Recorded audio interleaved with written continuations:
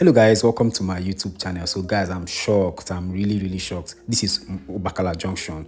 This road is going to lead you to Mgbarakuma. And this road was in a terrible state before. So I'm kind of surprised. I came here on Thursday and then I met it this way. That means they don't even work on this road for some time now. Construction have been going on this road and I wasn't aware. So I was going to Umuokpara, the ring road they are constructing, Umuokpara ring road. So that was when I came across this road construction around Mgbarakuma. And I'm like, wow, this is nice. This road, ndị moza aga confirm unoza na adi ezibo bad. Very bad. But now, see what is going on here. See, this road construction go reach everywhere. It go reach everywhere for Abia State. It go reach everywhere.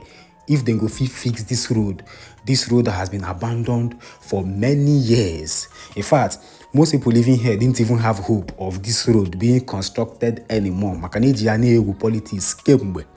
But now, the road is under construction. As you can see, heavy-duty machines are all over the place.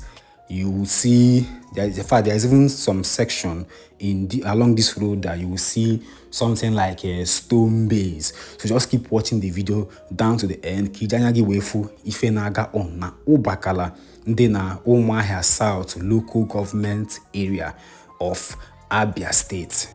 So this is not the only place I'm going to be showing you in this video. Like I said, I was going to the Umuokpara ring road where they are constructing the Umuokpara ring road from. So if you want to see how the Umuokpara ring road, how far it has come, kindly watch this video down to the end. As you are watching, you can help me click the share button. Kandos of Okpa Ihinaga on na Ubakala na Umuahia South local government area in Abia State. If it's the first time you're tuning into my channel, you're highly welcome. And if you are a returning viewer, I really appreciate you all for always making a chance to watch my videos. As you can see, somebody that have left here for some time now and comes back might not be able to recognize this place anymore. The person got saying in your Mgbarakuma before. So we're not going to go through the other road that doesn't have the stone base on it. It leads you to Nsirimo. So we're not going to be going through that road.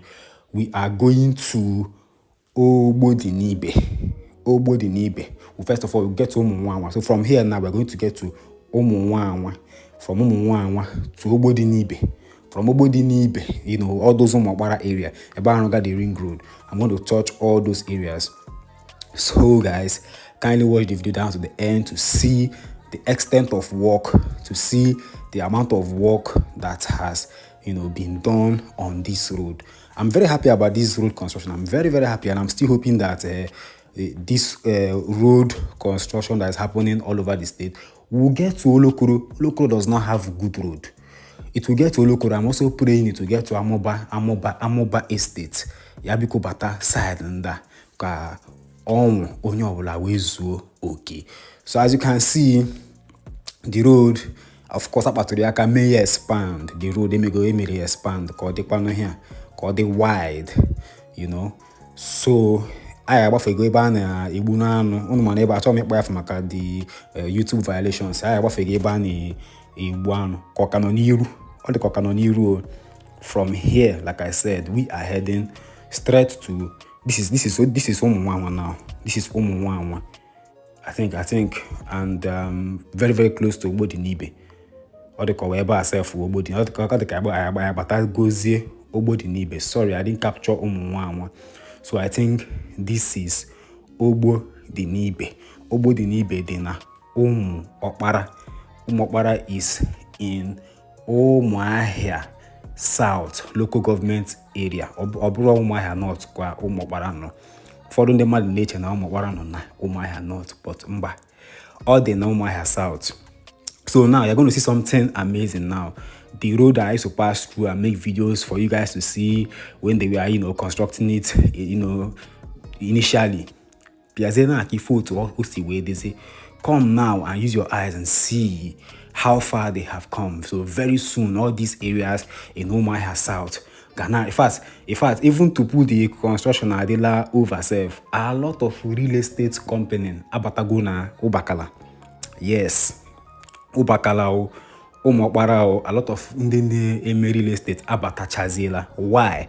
The road has encouraged them to come. So a lot of business activities, a lot of, development is going to be happening in all these areas in Umuahia South because of the road construction that is happening here. And oboro nka na-eme like before arụtụ ahapụ ịghọtara emecha onwezi nke a ga-arụ ile anya kịta ị ga-afụ na ụzọ ọwụla this government bidoro kịta ha na-arụcha ya. They start it and they finish it. So ndị Umuokpara, congratulations. Ndị Umuahia South, congratulations. The whole of Umuahia, congratulations. The whole of Abia State, congrats. Maka na ụzọ abụrụ naanị ndị Umuahia South ga-use ya.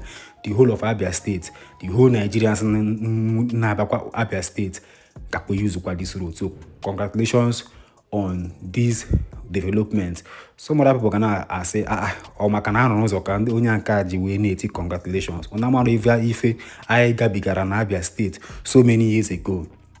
If you knew what we went through in Abia State so many years ago, you understand why Abians are very happy about the road construction, and not just the road construction, my schools and my many other things na state anyị n'ime anyị obi anwụrị maka na anyị na-afụ ya na steeti ndị ọzọ before bịazie na-afụ ya na steeti anyị so obi dị anyị ụtọ ụna-ama nghọta ndị nọ na steeti ndị ọzọ steeti ha na-awụ ọkụ for right from time ụna-amara otu o si wee dị anyị n'obi ịfụ na steeti anyị kịta na-asozi n'ife a na-arụ. So if you haven't subscribed to my channel yet, kindly click the subscribe button and the notification bell above. Everybody here each or equal. My suggestion is comment section is open. You can comment on the comment section.